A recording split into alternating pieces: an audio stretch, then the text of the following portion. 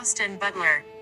Austin Butler on the lessons he learned about fear from Elvis.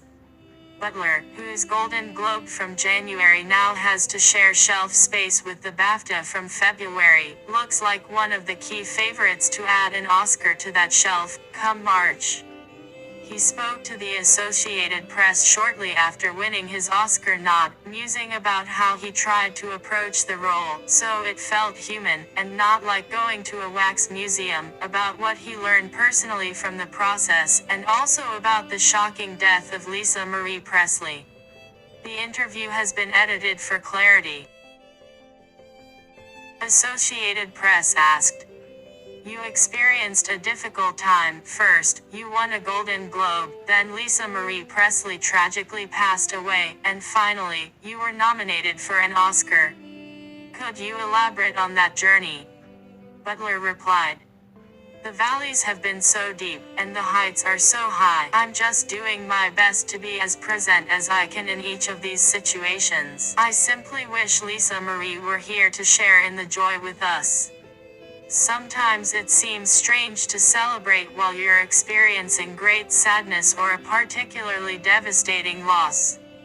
Yet I also understand how much Lisa Marie valued this movie and her father's legacy. I am incredibly honored and humbled to have contributed to that story. Yet when you have such a severe loss, it unquestionably puts everything into perspective." Associated Press asked, "Let's discuss the difficulties inherent in the position itself. You had to figure out a method to make it human and authentic while avoiding copying a heavily imitated icon. Can you describe how you accomplished that?" Butler replied, "It's so challenging to quantify and difficult to discuss without coming across as terribly arrogant and self-important. Even I have some parts of it that I don't entirely grasp. Thank goodness I had a lot of time. I had a year and a half before we began production, and I spent a significant portion of that time alone myself in my Australian apartment during the 6 months that the movie was halted due to the epidemic. In order to understand this man's life, rather than all the outside factors, it took a lot of daily effort. Even his movements had to be spiritual rather than choreographed. They never felt forced. Due to the fact that there are times when you want to be thorough, extremely particular to how he actually moved in a certain manner or how he spoke or whatever that is, but it can't feel like a replica. Otherwise, it's as if you're visiting a wax museum or something." I was therefore really fortunate to be surrounded by fantastic people, including my incredible dance coach Polly Bennett, as well as dialect, singing, and karate instructors.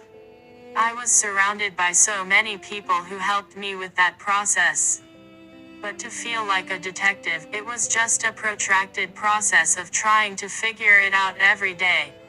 Associated Press asked, "Would you say the character has permanently altered you after all that?" Butler replied, "Yes, and probably in more ways than I can even begin to comprehend or articulate. Yet given that this was such a difficult task, one of the most significant effects is that it has changed how I feel about fear.